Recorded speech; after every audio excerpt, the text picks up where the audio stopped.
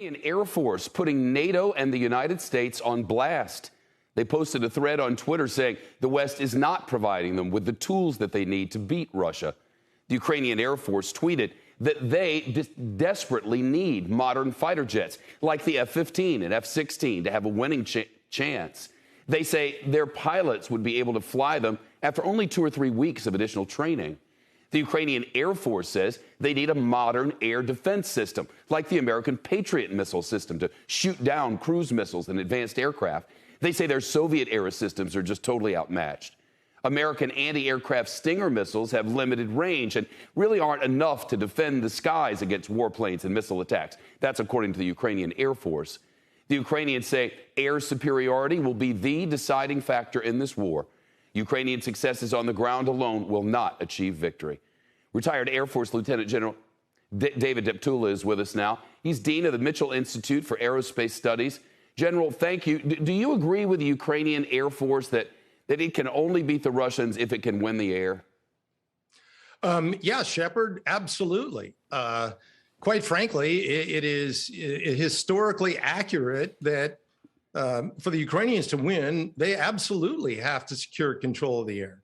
And that's just not me saying that. That's President Zelensky's #1 priority. Recall that he pleaded in front of Congress just a couple of weeks ago saying, I've got a need to protect our sky. So the Ukrainian fighter force, their air forces are outnumbered, and as well as being lower tech than the Russians.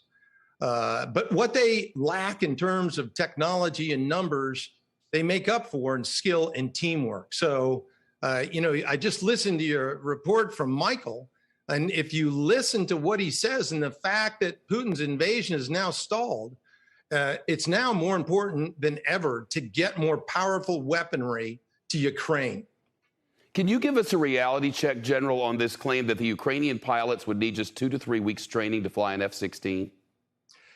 Yeah, that's optimistic. It's not extreme. But look, we've entered into the sustainment phase of this operation. So it's not going to be over with in days or weeks, for that matter. It could be months. It could be years.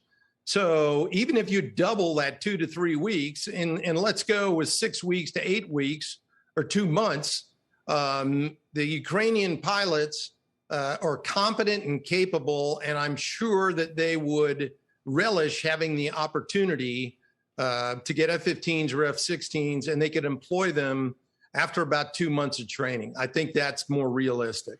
You know, the White House weeks ago essentially ruled out giving any jets. Was that a bad decision? I mean, now that the Ukrainians are turning the tide, could that calculus change?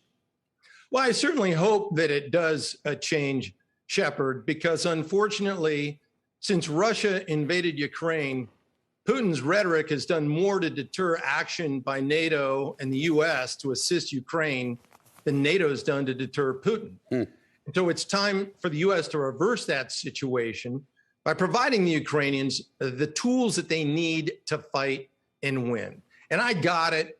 The United States and NATO should be cautious, but they've got to stop rationalizing their lack of transfer of weapons that make a difference by saying it might be risky or dangerous.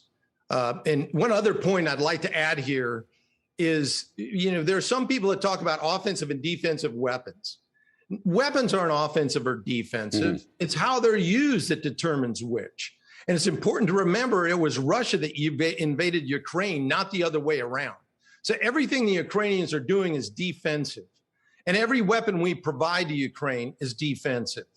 Everything's fair up to, but not including, the use of U.S. and NATO forces. Lieutenant General David Deptula, for your time tonight, I thank you.